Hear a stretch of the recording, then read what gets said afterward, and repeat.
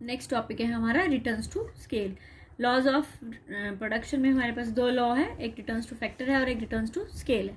जब प्रोडक्शन में चेंज है वो सिर्फ एक फैक्टर के कारण होता है तो उसको हम क्या बोलते हैं, रिटर्न्स टू फैक्टर, साधन के प्रतिफल।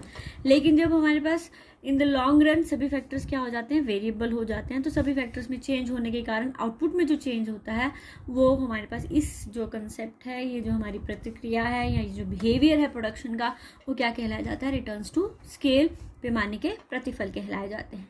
Returns to scale describe the behaviour of total output as all inputs are varied by same proportion. जब हम सभी साधनों को एक ही समान प्रतिशत में परिवर्तन लाते हैं तो उसके कारण जो हमारे आउटपुट में परिवर्तन होता है वो क्या कहलाया जाता है, पैमाने के प्रतिफल कहलाया जाता है। ये लॉन्ग रन कंसेप्ट है, दीर्घकालीन हमारे पास अवधारणा है। इन द लॉन्ग रन हमारे सारे फैक्टर्स वेरिएबल होते हैं और the response of output to change in the scale और size of all the factors in the same proportion is termed as returns to scale. जो आउटपुट है वो जब सभी साधनों में परिवर्तन लाने पर उसमें जो उसके बिहेवियर में जो चेंज आएगा वो हमारे पास रिटर्न्स टू स्केल कहलाया जाएगा। रिटर्न्स टू स्केल की जो हमारे पास है वो तीन अवधारणाएं हैं, तीन एस्पेक्ट्स हैं। एक है इंक्रीजिंग रिटर्न्स टू स्केल, दूसरी है कांस्टेंट रिटर्न्स टू स्केल और तीसरी है हमारे पास डिमिनिशिंग रिटर्न्स टू स्केल। पहला आता है इंक्रीजिंग रिटर्न्स टू स्केल, पैमाने के बढ़ते प्रतिफल। पैमाने के बढ़ते प्रतिफल वो सिचुएशन होती है, वो स्थिति है जब जितना प्रतिशत इनपुट में हम परिवर्तन लाते हैं उससे अधिक परिवर्तन जो है हमारे पास किस में होता है, आउटपुट में होता है, तो वो क्या कहलाया जाता है, increasing returns to scale. Increasing returns to scale occurs when a given percentage increase in all factor inputs causes proportionately great increase in output. मान लो हमने 10% इंक्रीज जो है वो इनपुट में की है, हमारा आउटपुट अगर 15% से इंक्रीज होता है तो ये सिचुएशन हमारे पास क्या कहलाई जाएगी, इंक्रीजिंग रिटर्न्स टू स्केल कहलाई जाएगी। इसको मैं डायग्रामेटिकली बताती हूँ आपको। On the O axis there is percentage increase in factor input and on the Y axis there is increase in output. यहाँ देखो हमारे पास पैमाना है 5, 10, 15, 20, 25, इसी तरह से ओ वाई एक्सिस पे भी है। हमारे पास 10% इंक्रीज अगर हम इनपुट में कर रहे हैं तो हमारा जो वृद्धि हो रही है आउटपुट में वो कितनी हो रही है, 15%। इसी तरह से अगर हम 15% कर रहे हैं तो आउटपुट में वृद्धि कितनी हो रही है, 25% से हो रही है। ये जो हम जब हम इसको जोड़ते हैं तो ये जो हमारे पास रिसीव होता है हमारा जो डायग्राम, उसको हम क्या बोलते हैं, इंक्रीजिंग रिटर्न्स टू स्केल। प्रतिशत परिवर्तन आंकड़ों में कम और जो इनपुट्स हैं आउटपुट हैं उसमें क्या होगा, ज़्यादा होगा, तो वो सिचुएशन होगी इंक्रीजिंग रिटर्न्स टू स्केल। दूसरी सिचुएशन है हमारे पास constant returns to scale. Constant होता है समान प्रतिफल, समान पैमाने के प्रतिफल, और ये सिचुएशन तब अक्कर होती है जब जितनी इनपुट में हम वृद्धि करें उतने ही हमारे पास क्या हो, आउटपुट में वृद्धि होगी, तो हमारे पास क्या कहलाया जाएगा, कांस्टेंट रिटर्न्स टू स्केल कहलाया जाएगा। Constant returns to scale occurs when given percentage increase in all factor inputs causes equal percentage increase in output. अगर मान लो 10% इंक्रीज कर रहे हैं तो 10% इंक्रीज हो रहा है, 20% इंक्रीज कर रहे हैं तो 20% इंक्रीज हो रहा है। इसमें जो हमारे पास जो प्रोडक्शन फंक्शन रिसीव होता है उसको हम क्या बोलते हैं, लीनियर या होमोजीनियस प्रोडक्शन फंक्शन भी बोलते हैं। Linear and homogeneous production function, और जो प्रोडक्शन लाइन है 45 डिग्री एंगल बनाती है। और ये जो हमारा कॉप डगलस ने प्रोडक्शन फंक्शन को बताया था वो भी जो हमारा जो है इसी पर आधारित है। कॉप डगलस हमारे पास 2 इकोनॉमिस्ट हुए हैं, उन्होंने प्रोडक्शन फंक्शन को जो है आगे एडवांस्ड इकोनॉमिक्स में जो है बताया हुआ है। तो उसमें जो प्रोडक्शन फंक्शन है वो हमारे पास ये जो इस प्रकार का हो तो वो हमारे पास क्या कहलाया जाता है, linear and homogeneous production function. यहाँ पर देखो again on the O axis there is percentage increase in all factor input and on the O axis there is percentage increase in output. अगर हमारा इनपुट जो है वो 10% से इंक्रीज कर रहा है तो आउटपुट में भी 10% की वृद्धि हो रही है। अगर हमारा इनपुट 20% से इंक्रीज कर रहा है तो आउटपुट में भी 20% की वृद्धि हो रही है। मैंने आपको बोला जो लाइन बनेगी हमारे पास 45 डिग्री के एंगल की बनेगी। तीसरी सिचुएशन है हमारे पास डिमिनिशिंग रिटर्न्स टू स्केल, पैमाने के घटते प्रतिफल। ये पहली सिचुएशन का क्या होगा, उल्टा होगा। ये स्थिति उस समय उत्पन्न होती है जब जितनी आंकड़ों में परिवर्तन होगा उससे कम परिवर्तन किसमें होता है, उत्पादन में हो, तो उसको हम क्या बोलते हैं, डिमिनिशिंग रिटर्न्स टू स्केल। मान लो हमने 15% इंक्रीज की है फैक्टर इनपुट, लेकिन आउटपुट में कितने परसेंट वृद्धि हो रही है, 10%। या हमने 25% की है तो आउटपुट जो है वो 15% से इंक्रीज हो रहा है। तो ये सिचुएशन हमारे पास क्या कहलाई जाती है, डिमिनिशिंग रिटर्न्स टू स्केल कहलाई जाती है। It is situation occurs when a given percentage increase in all factor input causes proportionately lesser increase in output। जैसे यहाँ पे 15% इंक्रीज करने हैं इनपुट में, तो आउटपुट में कितनी वृद्धि हो रही है, 10% से। 25% से कर रहे हैं तो आउटपुट में वृद्धि हो रही है 15% से। तो ये जो हमारा प्रोडक्शन फंक्शन रिसीव होगा ये कौन सा होगा, डिमिनिशिंग रिटर्न्स टू स्केल। ठीक है, तो ये हमारे रिटर्न्स टू स्केल के 3 एस्पेक्ट्स हैं। अब हमने पढ़ना है कि ये जो इंक्रीजिंग रिटर्न्स टू स्केल हैं ये हमारे पास क्यों उत्पन्न होते हैं। इसका जो मुख्य कारण है वो हमारे पास क्या है, that is called as economies of scale. ये आपको क्वेश्चन भी आता है, इकोनॉमीज ऑफ स्केल। एक इकोनॉमिक्स है और एक इकोनॉमीज है। इकोनॉमीज होती हैं बचतें और इकोनॉमिक्स है हमारे पास अर्थशास्त्र, पैमाने की बचतें। क्या होता है पैमाने की बचतें, बचत से क्या अभिप्राय है, बचत से हमारा अभिप्राय होता है that is when we increase the production the cost per unit goes on decreasing. तो ये जो डिक्रीज होना है, हमारी लागत का कम होना है दी गए साधनों पर, या फिर हम अधिक उत्पादन कर रहे हैं या फिर जब हम उत्पादन कर रहे हैं तो हमारी लागत कम हो रही है, तो ये हमारे पास क्या कहलाई जाती हैं, पैमाने की बचतें कहलाई जाती हैं। जब इंक्रीजिंग रिटर्न्स टू स्केल होता है तो उसके कारण क्या है, पैमाने की बचतें हैं। ठीक है, economics of scale refers to the situation in which increasing the scale of production reduces the unit cost of production और it raises the output per unit of factor input. या तो दी गई लागतों पर हमारा उत्पादन बढ़ जाता है या फिर हमारी उत्पादन लागत क्या हो जाती है, कम हो जाती है, तो उस सिचुएशन को हम क्या बोलते हैं, पैमाने की बचतें बोलते हैं। पैमाने की बचतें हमारे पास 2 प्रकार की होती हैं, एक होती है इंटरनल और एक होती है एक्सटर्नल, आंतरिक और बाह्य। ठीक है, पहले हम पढ़ेंगे इंटरनल इकोनॉमिक्स क्या होती है, आंतरिक पैमाने की बचतें क्या होती हैं। आंतरिक पैमाने की बचतें जो होती हैं वो फर्म स्पेसिफिक होती हैं। फर्म स्पेसिफिक का मतलब है जो फर्में उत्पादन बढ़ाएंगी उन्हीं को बचतें मिलेंगी, जो फर्में उत्पादन को नहीं बढ़ाएंगी उनको जो है ये बचतें नहीं मिलती हैं। ये तभी मिलती हैं जब एक फर्म क्या करती है, एक अपने उत्पादन की मात्रा को क्या कर लेती है, बढ़ा लेती है। जब अपने उत्पादन के पैमाने को बढ़ाती है तो उसका उत्पादन बढ़ जाता है। उत्पादन का पैमाना बढ़ने के कारण उसकी उत्पादन लागत क्या हो जाती है, कम हो जाती है। और ये तभी संभव हो पाता है जब अपने व्यापार को, अपने पैमाने को क्या करती है, बढ़ाती है। अगर वो पैमाने को नहीं बढ़ाएगी तो उसको इस प्रकार की कोई बचतें प्राप्त नहीं होती हैं। इसीलिए इसको हम क्या बोलते हैं, इंटरनल इकोनॉमीज ऑफ स्केल बोलते हैं। ये कैसी होती है, फर्म स्पेसिफिक होती है। फर्म स्पेसिफिक का मतलब है एक फर्म को ही मिलती है, जो फर्म अपना उत्पादन बढ़ाती है उसी फर्म को ये क्या होती है, मिलती है। नेक्स्ट है टाइप्स ऑफ इंटरनल इकोनॉमीज की आंतरिक बचतें कितने प्रकार की होती हैं, किस प्रकार से हमें जो है बचतें मिलती हैं। जो फर्में एक उत्पादन अपने बढ़ाती है तो उसको किस प्रकार की बचतें मिलती हैं। पहली है लेबर इकोनॉमीज। ठीक है, लेबर इकोनॉमीज जो है जब हमारे पास फर्में अपने स्केल को बढ़ाती है तो उसे बहुत सारी इकोनॉमीज ऑफ लेबर मिलती है, जिसमें सबसे इम्पॉर्टेंट है स्पेशलाइजेशन। जब एक फर्म क्या करती है, अपने उत्पादन को बढ़ाती है तो बहुत सारी लेबर होती है और हर लेबर जो है उसमें क्या हो जाता है, कार्य का विभाजन हो जाता है और स्पेशलाइजेशन हो जाती है। छोटे एक ही कार्य को हम विभिन्न हिस्सों में बांट देते हैं और हर व्यक्ति जो उसके इंटरेस्ट के अनुसार उस व्यक्ति को क्या दिया जाता है, उसको काम दिया जाता है। जो व्यक्ति अपने इंटरेस्ट के अनुसार काम करता है तो आप पता ही है आपको, उसमें उसकी स्पेशलाइजेशन हो जाती है और स्पेशलाइजेशन होने के कारण क्या हो जाता है, उत्पादन की मात्रा बढ़ जाती है। तो पर ये तभी संभव हो पाता है जब एक फर्म क्या करेगी, अपना उत्पादन बढ़ाएगी, उसका स्केल बढ़ेगा तो वो ज़्यादा से ज़्यादा लेबर बना सकता है। मान लो कि हमारे पास एक एग्जाम्पल लिया गया था कि एक लेबर अकेला जो है 20 पिन बनाता है, लेकिन जब हमारे पास डिवीजन ऑफ लेबर होगा तो जो हमारे पास टोटल नंबर ऑफ आउटपुट है वो जो 2400 जो पिन्स हैं उसका निर्माण जो है कर सकते हैं। पर ये तभी संभव होगा जब एक फर्में अपने उत्पादन को क्या करेंगी, बढ़ाएंगी। दूसरी है हमारे पास टेक्निकल इकोनॉमीज। टेक्निकल इकोनॉमीज और इंडिविजिबिलिटी, अविभाज्यता। ये जो हमारी बचते हैं ये फिक्स्ड कैपिटल के साथ या फिक्स्ड जो हमारी एसेट होती है उनके साथ संबंधित है। फिक्स एसेट्स को तो हम तोड़ नहीं सकते हैं, छोटे छोटे हिस्सों में बांट सकते हैं, क्योंकि अगर हम छोटा सा भी काम करें तब भी हमें फिक्स कैपिटल चाहिए, बड़ा काम करेंगे तब भी फिक्स कैपिटल चाहिए। लेकिन कुछ जो फर्म में जो है वो कम उत्पादन कर रही है तो वो अपने फिक्स कैपिटल को प्रॉपर यूटिलाइज नहीं कर पाती है।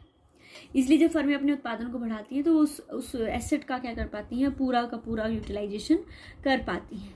इसलिए ये जो हमारे पास टेक्निकल इकोनॉमीज हैं, जब फर्में अपना उत्पादन बढ़ाती हैं तो उसको ये अविभाज्यता की जो आपके पास बचत है वो क्या होना शुरू हो जाती है, मिलना शुरू हो जाती है। तीसरी है हमारे पास इन्वेंट्री इकोनॉमीज। जो बड़ी बड़ी फर्में होती है उसे डिफरेंट प्रकार की इन्वेंट्री की जो बचतें प्राप्त होती है। एक बड़ी फर्में हैं, उसके पास ज़्यादा मात्रा में क्या होता है, रॉ मटेरियल होता है, वो उनको क्या कर सकती है, स्टॉक कर सकती है। इसलिए जब कीमतें बहुत ज़्यादा बढ़ती हैं या उन वस्तुओं की कमी हो जाती है तो उन्हें किसी प्रकार की चिंता करने की ज़रूरत नहीं होती, क्योंकि उन्होंने बहुत ज़्यादा अपने पास स्टोर करके रखा होता है, जिसके कारण उनका प्रोडक्शन क्या है, इंटरप्ट नहीं होता है और उनका काम जो है विदाउट किसी हर्डल के जो है वो चलता रहता है। इसलिए उनको किसी भी प्रकार का ऐसा डर नहीं रहता, खतरा नहीं रहता कि उनका उत्पादन क्या हो जाएगा, बंद हो जाएगा और उनको लॉस होगा। उसके बाद है मार्केटिंग इकोनॉमीज या सेलिंग इकोनॉमीज, विक्रय जो बचते हैं। एक फर्म को बहुत सारी जो है मार्केटिंग इकोनॉमीज मिलती हैं, जैसे एडवर्टीजमेंट पे बचतें मिलती हैं। जो एक फर्म जो है वो अपना ओन डिस्ट्रीब्यूशन या ऑथराइज्ड डीलर जो है अपॉइंट कर सकती है, और जो फर्में हैं वो अपना रिसर्च एंड डेवलपमेंट प्रोग्राम जो है स्टार्ट कर सकती है, लोगों की इच्छाओं के अनुसार प्रोडक्ट को बना सकती है, उसमें और इम्प्रूवमेंट कर सकती है, और जैसे जैसे इनोवेशन होती जाती है कॉस्ट ऑफ प्रोडक्शन क्या होती जाती है, कम हो जाती है। इसके कारण जो एक फर्म है वो अपने प्रोडक्ट की क्वालिटी, उसकी गुणवत्ता है उसको क्या कर सकती है, बढ़ा सकती है। इसी तरह से हमारे पास आती है मैनेजरियल इकोनॉमीज। मैनेजरियल इकोनॉमीज जो एक फर्में हैं, लार्ज फर्म्स हैं, वो एक अच्छे जो आपके मैनेजर्स हैं उनको क्या कर सकती हैं, अपॉइंट कर सकती है, क्योंकि ये लोग क्या मांगते हैं, अच्छी सैलरी मांगते हैं। तो एक छोटी फर्में जो हैं अलग अलग मैनेजर जो है अपॉइंट नहीं कर सकती है और उनकी जो है एक्सपर्टाइज का भी अनुभव नहीं ले सकती। लेकिन जो बड़ी फर्में होती है वो क्या कर सकती हैं, इन मैनेजर्स को अपॉइंट करते, इनकी एक्सपर्टाइज का क्या करती है, पूरा का पूरा जो है यूटिलाइजेशन करती है। फिर आती है हमारे पास ट्रांसपोर्ट इकोनॉमीज। एक बड़ी फर्मों को क्या जो है यातायात और भंडारण की भी जो है इकोनॉमीज प्राप्त होती है। एक बड़ी फर्मों के पास अपना फ्लीट ऑफ ट्रक होते हैं जिसमें वो रॉ मटेरियल को लेके जा सकती है और प्रोडक्ट ने ला सकती है और फिनिश प्रोडक्ट को लेके मार्केट में बेच सकती है। इसके पास अपने गोडाउन्स होते हैं, अपनी स्टोरेज होती है, जिसमें वो उन प्रोडक्ट्स को जब मार्केट कंडीशंस या प्राइस कंडीशन जो है फेवरेबल नहीं होती है तो उनको क्या कर सकती है, स्टोर कर सकती है। तो इसलिए एक फर्म को जो ट्रांसपोर्टेशन और जिनके पास स्टोरेज फैसिलिटी अच्छी होती है वो अपनी जो है वो hindrance of time as well as hindrance of place को क्या कर सकती है, रिमूव कर सकती है। तो ये हमारे पास कौन सी इकोनॉमीज है, इंटरनल इकोनॉमीज। उसके बाद आती है हमारे पास एक्सटर्नल इकोनॉमीज, बाहरी बचते। This is not a firm specific, this our industry specific. आपको पता ही है फर्म और इंडस्ट्री में क्या फ़र्क होता है। फर्में, विभिन्न फर्मों के समूह को हम इंडस्ट्री बोलते हैं, उद्योग बोलते हैं, और एक सिंगल फर्म को हम फर्म बोलते हैं। तो ये फर्में क्या, ये इंडस्ट्री स्पेसिफिक का मतलब क्या है कि जब एक उद्योग बढ़ता है तो उसमें सभी फर्मों को क्या हो जाता है, लाभ हो जाता है। ये ऐसा नहीं है कि एक फर्म अगर उत्पादन बढ़ाएगी तभी उनको फ़ायदा होगा। इसमें ऐसा है कि अगर उद्योग बढ़ेगा तो उन सभी को क्या है, जो भी उससे रिलेटेड जो उसके प्रोसेसेस हैं या उनकी टेक्निक, जो उनके साथ जो उनके डिपार्टमेंट्स हैं, उन सभी को क्या होता है, ये उनको फ़ायदा होता है। ये इकोनॉमीज जो है, मैंने आपको पहले बोला, फर्म स्पेसिफिक नहीं है। ये एक फर्म की ग्रोथ के साथ नहीं है, ये अपनी किसके साथ रिलेटेड है, एक उद्योग के साथ रिलेटेड है। अगर उद्योग बढ़ेगा तो ये क्या है, सारी फर्मों को क्या होगा, फ़ायदा होगा। External economies are those economies which are shared in by a number of firms or industry when the scale of production in any industry or group of industry increases. ये वो बचती होती हैं जो बहुत सारी फर्मों के द्वारा शेयर की जाती है जब एक उद्योग या उद्योगों के समूह अपने उत्पादन को बढ़ाते हैं। ये एक फर्म के द्वारा नहीं लिए जाते, बट ये जो है सभी फर्मों को जो है प्राप्त होते हैं। एक्सटर्नल इकोनॉमीज को एक उदाहरण के साथ समझाया जा सकता है। मान लो आपके शहर में सिर्फ एक मोटर कार है। अगर मोटर कार है तो उस अवस्था में कोई पेट्रोल पंप नहीं होगा, कोई सर्विस स्टेशन नहीं होगा, कोई स्पेयर पार्ट्स की शॉप्स नहीं होगी। लेकिन जैसे जैसे आपके पास दुकानें जो है नंबर ऑफ़ मोटर कार्स बढ़ती जाएंगी, तो डिफरेंट फैसिलिटीज़ जो मोटर कार के लिए अवेलेबल हैं वो भी क्या होती जाएंगी, बढ़ती जाएंगी। पेट्रोल पंप वालों को फ़ायदा होगा, स्पेयर पार्ट्स वालों को फ़ायदा होगा, जो आपके पास रिपेयर एंड मेंटेनेंस है उनको फ़ायदा होगा, वॉशिंग वालों को फ़ायदा होगा। तो ये एक इंडस्ट्री के बढ़ने के कारण जो उससे रिलेटेड फर्में हैं उनको क्या होता है, फ़ायदा होता है। तो ये इंडस्ट्री स्पेसिफिक जो आपके पास बचते हैं उनको हम क्या बोलते हैं, एक्सटर्नल इकोनॉमीज बोलते हैं। ये 3 प्रकार की होती हैं हमारे पास। पहली है इकोनॉमीज ऑफ कंसंट्रेशन। जब फर्में जो हैं, बहुत सारी फर्में जो हैं अपने आप को एक स्थान पर इकट्ठा कर लेती हैं, तो बहुत सारे बेनिफिट जो है उनको प्राप्त होते हैं। जैसे उनको बहुत अच्छे मींस ऑफ कम्युनिकेशन प्राप्त होते हैं, ट्रांसपोर्टेशन प्राप्त होती है, ट्रेन लेबर प्राप्त होते हैं, बाय प्रोडक्ट्स प्राप्त होते हैं, डेवलपमेंट ऑफ न्यू इन्वेंशंस की जो फैसिलिटी प्राप्त हो जाती है, कंसल्टेशन बाय द एंटरप्रेन्योर्स जो है प्राप्त होती है, इस तरह से फाइनेंशियल इंस्टीट्यूशन से हेल्प, क्योंकि सारी चीज़ें क्या होना शुरू हो जाती हैं, ग्रो होना शुरू हो जाती हैं। जैसे कि आप देखते हो हमारा इंडस्ट्रियल एरिया बेसिकली कहाँ पर है, आपके पास महाराष्ट्र, गुजरात इधर है। तो अगर वहाँ पर इंडस्ट्री है तो वो कंसंट्रेटेड है एक स्थान पर, जिसके कारण वहाँ पर जो बाकी फैसिलिटीज़ भी हैं उनको क्या प्राप्त हो रही हैं, उनको जो है प्राप्त हो रही है, जिसका फ़ायदा जो हर एक फर्म को क्या होता है, मिलता है। तो ये सारे फैक्टर्स जो हैं एक फर्म को ग्रो करने में क्या करते हैं, मदद करते हैं। दूसरा है इकोनॉमीज ऑफ इंफॉर्मेशन, सूचना का भी फ़ायदा प्राप्त होता है। जब बहुत सारी फर्में जो हैं एक उद्योग में बढ़ती हैं, तब उनके लिए जो है जो कलेक्टिव एफर्ट्स हैं, कलेक्टिव एक्टिविटीज़ हैं, वो करना क्या हो जाता है, संभव हो जाता है। वो अपने आप से अकेले में जो है एक इंडिविजुअल फर्म अपने आप में नहीं रिसर्च करती, बल्कि जो साइंटिफिक या बाकी जो चीज़ें हैं ये सारे क्या होती हैं, ग्रुप में होती हैं, जिसका फ़ायदा जो है सभी फर्मों को क्या हो जाता है, प्राप्त होता है। वहाँ जर्नल्स प्रोवाइड्स होते हैं, आपके पास डिफरेंट बुक्स, ब्राउचर्स मिलते हैं जो उनकी वस्तुओं से संबंधित होती हैं, जिन वस्तुओं में विभिन्न प्रकार की डेवलपमेंट्स दी होती हैं, इन्वेंशंस दी होती हैं, जिनका उपयोग करके वो क्या करते हैं, नई नई वस्तुओं का इस्तेमाल करते हैं। तो इंफॉर्मेशन जो है जो समूह में मिलती है उसका उनको क्या प्राप्त होता है, फ़ायदा प्राप्त होता है। तीसरा है economies of disintegration.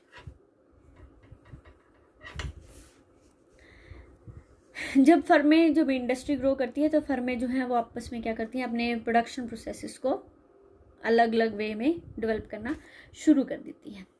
Her firm जो है अपने पर्टिकुलर आइटम में क्या होना शुरू हो जाती है, स्पेशलाइज होना शुरू हो जाती है। जैसे आपके पास साइकिल इंडस्ट्री है, आपने देखा होगा जलंधर साइड है हमारे पास साइकिल इंडस्ट्री। तो इस साइकिल इंडस्ट्री में क्या होता है कि एक साइकिल इंडस्ट्री में हर डिफरेंट फर्में हैं, हर फर्म क्या करती है, अपने एक स्पेसिफिक प्रोडक्ट का निर्माण करती है। कोई जो है उसके हैंडल्स बना रहा है, कोई उसके टायर्स बना रहा है, कोई उसकी जो है वो सीट बना रहा है। तो हर फर्म क्या करती है, डिसइंटीग्रेट हो जाती है। डिसइंटीग्रेशन के कारण वो उसका क्या लेना शुरू कर देती है, फ़ायदा, क्योंकि वो उसमें क्या करना शुरू हो जाते हैं, स्पेशलाइज होना शुरू हो जाते हैं।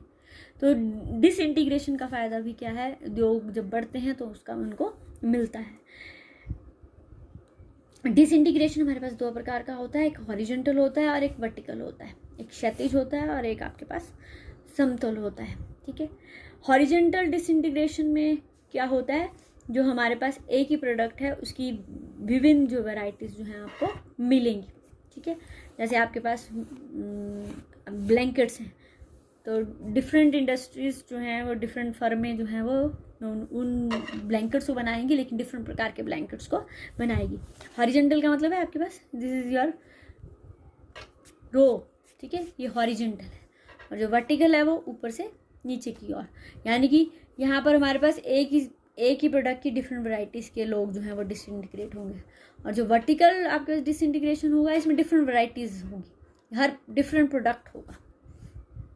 और फिर इसमें भी हमारे पास 2 प्रकार का जो वर्टिकल इंटीग्रेशन होता है, या तो आपके पास बैकवर्ड होता है या फिर फॉरवर्ड होता है। बैकवर्ड में मतलब आप रॉ मटेरियल में भी क्या होना शुरू हो रहे हो, स्पेशलाइज, और फॉरवर्ड में मतलब आप जो है आगे जो सेलिंग एक्टिविटीज़ हैं उसमें भी क्या होना शुरू हो रहे हो, अपने पास स्पेशलाइज होना शुरू हो जाते हैं। तो ये हमारे पास क्या है, डिफरेंट प्रकार की एक्सटर्नल इकोनॉमीज़ हैं जो विभिन्न फर्म जब एक उत्पादन बढ़ाती हैं उद्योग, तो विभिन्न फर्मों को क्या होती है, प्राप्त होती हैं। तो ये हमारे पास क्या था, that is your laws of production. Laws of production में क्या था, एक हमारे पास है लॉ ऑफ वेरिएबल प्रोपोर्शन और दूसरा है हमारे पास रिटर्न्स टू स्केल। अब मैंने आपको बढ़ाना है कि देयर आर डिफरेंस बिटवीन, दोनों में डिफरेंस है, returns to factor and returns to scale.